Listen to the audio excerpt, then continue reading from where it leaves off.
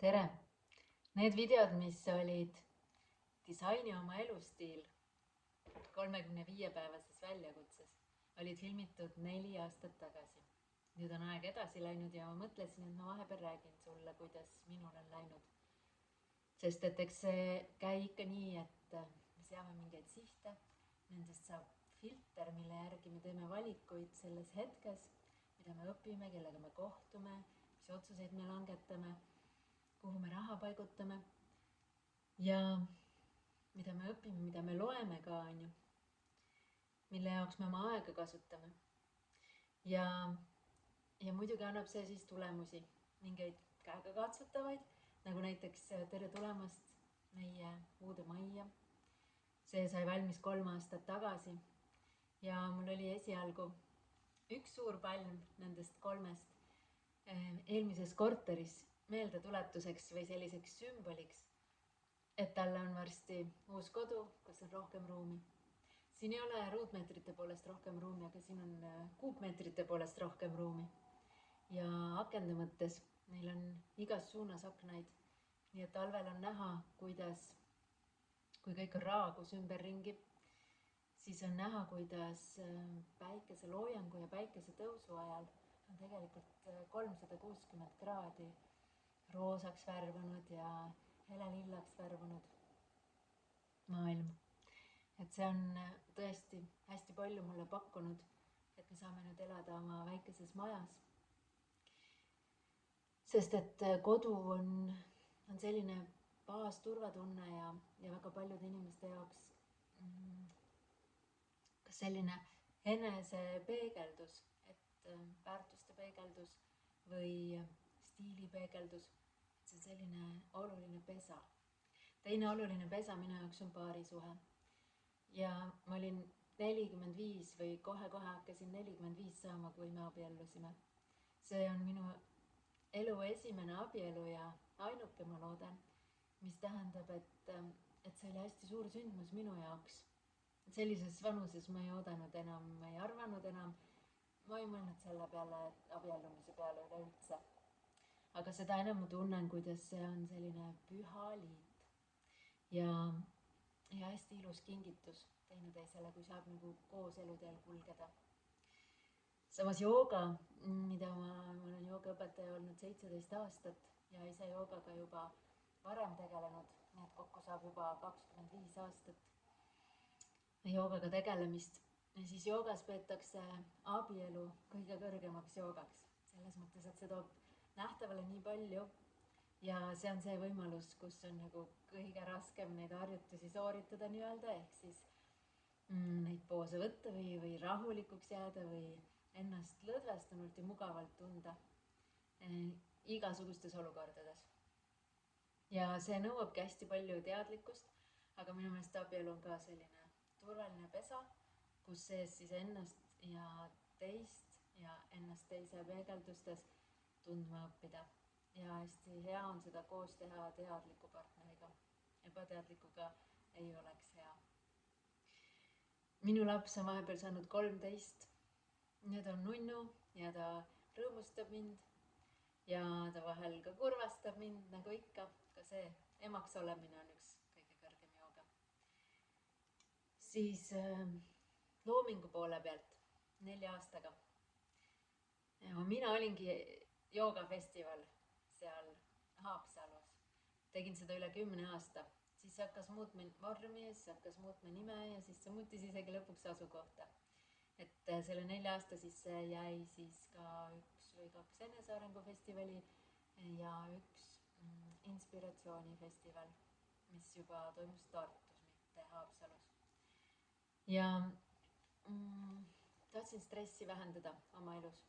Sellepärast me lõpetasime need suured festivalid, aga ma tunnen, et üks minu võluvägesid on selliste meeleseisundite loomine. Ja selleks meil on kong, mis on siin, paistab palmide taga. Ja selleks on minu joogaoskused ja selleks läbisime abikaasaga koos mina juba teise hingamisinstruktorite koolituse. Selleks me mõlemad abikaasaga käime Olustvere teenindus- ja maamajanduskoolis, õpime kokaks. ja see kõik põimub kokku praegu, kuigi ma ei maininud veel meie või mu mehe varasemat tegevusala, mida ta ka siia juurde põimib, on slackline imine. Ehk siis selline köielkõnd ja tants ja trikid seal ja juustega rippumine ja minuga akrobaatiline tants, mis on minu jaoks ka üks hästi-hästi tore, jällegi minu vanuses või nooruses selline boonus veel, mida ma olen saanud kogeda, sest et nooremana ja ma mõtlen nagu päris nagu teismelisena ja siis ka 20. aastates ma kujutasin ette, et ma võiksin olla tantsija. Ma olin tegelenud rahvatantsuga, siis ma tegelesin joogaga, nagu ma mainisin, aga mitte kunagi nagu sellise tantsuga nagu praegu. Ja sellepärast on see nii kihvt, et ma olen nende 4 aastaga selle omandanud või siis isegi pigem, ma arvan, käesoleva aasta paari kuuga.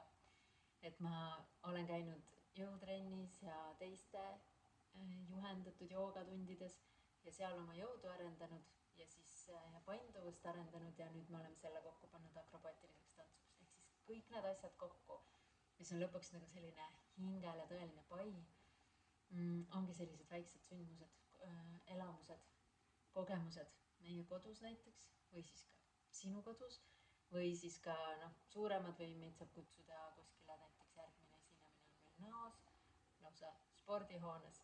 Vaatasin, romantiline duett Nõo spordihoones.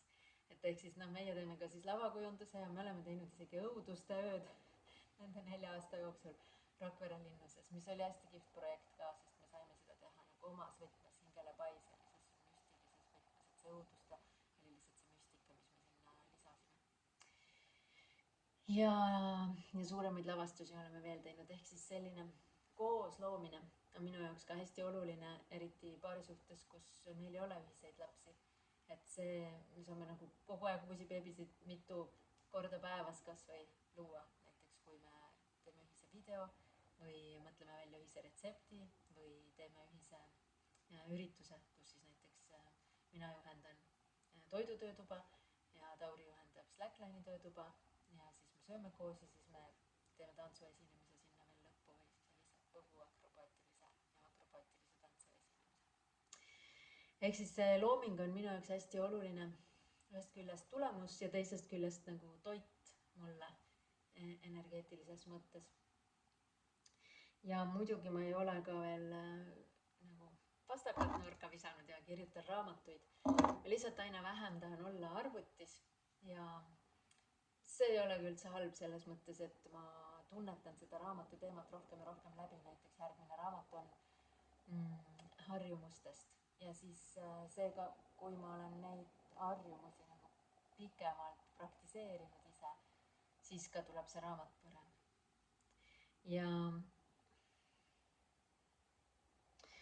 Ja ma ei maininud veel närvisüsteemi treeneriks olemist. Et mind huvitab väga närvisüsteemi tasakaalustamise teema, see ongi see hingamine, kong, aroomimassaaž, jooga, nagu kõik see, mida ma olen aastakümneid õppinud ja praktiseerinud ja nagu üles ehitanud. Et siis neid teadmisi inimestele edasi anda ja mitte ainult teadmiste vormis, vaid eelkõige just nende elamuste, kogemuste oma kehas läbi kogemise kaudu. Et inimesed saaksid kogemuse sellest seisundist, mis on selle tõelise rahu ja endaga kokkusaamise seisund. Ja kui nad on seda kord kogenud, siis jääb sinna põhimõtteliselt nagu Google Maps'i PIN, et sa saad nagu sinna alati tagasi tulla. Ja seda imet, mis on nagu nii lihtne ja meie sees ja alati olemas ja tegelikult kättesaadav, et seda ma tahan inimestele anda kogeda. Nii et ma teen talvel massaaži siin, suvel on mul lausa massaaži telk või selline väike salongikene hoovi peal ja meil on ka väike kõrvalhoone, kus saab 24 tundi tulla nagu spaasse ja teen joogat, jalutan sinuga, teen sellist ka jalutuscoachingut, kus ma kuulan väga tähelepanelikult ja peegeldan, räägin oma kogemusi sinna juurde, nagu julgustan mingeid samme tegema või mida iganes see inimene parasjagu siis vajab ja ma vaatan, et nagu selles vanuses nooruses, mis mul on on mul juba nagu nii lai silmaring ja nii lai tutvusringkond, et ma nagu alati tean midagi, kui ma ise ei tea, siis edasi soovitada ka seal. Ja siis meil on saun ka, mis oli ka kunagine unistus, saime pulmakingituseks endale sauna, sellise haagissauna, et siis seda saab ka nende elamuste juurde ühendada, et siis kõik selline hingele ja kehale pai on see minu eriala. Ja see, miks ma sellest praegu ka räägin, ongi see, et niimoodi unistuste poole liikudes saabki nagu aina täpsemaks see kristall, mida sa nagu oled lihvinud nagu iseennast. Ja sa saad endale tuttavamaks ja tulevad just kõige paremini välja sinu erilised küljed ja tahud. Ja sa lööd just eriliselt särama. Ja muidugi mul on nüüd juba uued sihid ka, kui need on saavutatud, mis siin näha on ja millest ma rääkisin. Et siis ikkagi edasi minu jaoks selline paremuse poole püüdlemine või uue taseme poole püüdlemine on nagu elujanu instinkt, et see ongi selline, et mitte, et nagu mul on puudu, vaid nagu selline uudishimu pealt ja selline nagu sisemisest sellisest vajadusest ja soovist, mitte et kellelegi meeldida või mingi standardi sisse sobituda. Ja selleks mul on unistuste kiirendi. Muidugi me ei kiirenda nagu otseselt seal mingit protsessi, aga ma aitan sul fookust hoida ja sättida sellega, et ma teen iga kuu esimesel kuupäeval sellise Zoomi, kus me kõik kohtume. Need on erinevatel eluteemadel, nagu aprillis tervis, mais järgmine eluteema, näiteks raha, juunis järgmine nagu paarisuhe ja siis, kui see esimene kuupäev on ära olnud ja see meie kohtumine, siis sa saad 4 siis või vastavalt 5 laupäeva, mis siis selle kuu sisse mahub, saad sa videoülesande. Ja see peaks, ma teen selles edasi, et see peaks sobima erinevatel tasemetel olevatele inimestele, et kes on alles nagu selle valdkonna enda elus tähelepanu alla võtnud, aga ka neile, kellel see on juba ta on üsna vilunud juba seal valdkonnas, aga tahaks ikka veel mingi vindi peale keerata, et paremaks saada. Ja siis, kui me järgmise kuu esimesel kuupäeval teeme selle Zoomi, siis sa saad vaadata tagasi sellele kuule ja teha järeldusi. Ja järeldusi teha on lihtne minu Zoomides, sest et ma loen selle ette küsimustikku ja sa ise annad endale hindeid ja paned hinnanguid. Ja järgmise kuu esimesel päeval sa vaatad juba tagasi ja uuesti ma küsin need küsimused ja sa annad endale hinnangud, siis arvatavasti paremad hinnangud. Ja siis sa saad ka otsustada, et milliste harjumustega sa lähed edasi. Ja uuel kuul siis tuleb uus teema, uued küsimused ja iga nädalased videoülesanded, need tulevad lühemad kui see, mis siin praegu on. Et siis see aitab seda fookust hoida ja mina olen sinu justkui unistuste elu mentor. Et mina olen seda teed ees käinud ja siis sa saad minult inspiratsiooni ja teadmisi, nippe ja praktikaid ja harjumusi, mida siis enda ellu sobitada ja katsetada. Nädal aega on siis aega katsetada, oli sinu jaoks ja olnud sinu jaoks või siis sa leiad selle nüansi, kuidas see sobib sulle. Ja siis ma kutsun sind osalema unistuste kiirendis. Kohtume, nagu ma ütlesin, kord kuus, iga kuu esimesel kuupäeval või salvestusel. Ja igal laupäeval saadan sulle 2-minutilise videoülesande. Ja sa saadki selle siis küsimustikku, mille järgi hinnata enda seda eluvaldkonda. Ja siis kuu alguses ja järgmise kuu alguses tagasivaates siis. Ja see maksab sulle ainult 8 eurot kuus. Sa saad alati lõpetada ja ma loodan, et sa saad sellest innustust, sa näed oma elu nagu õide puhkemist pealt. Ja see on hästi lihtsate, väikeste muudatustega, aga siiski väga teadlike muudatustega. Et me teeme need 10% muutustest, mis toovad 90% seda tulemust, mida sa soovid, et sa tunneksid kohtume unistuste kiirendis. aitäh sulle!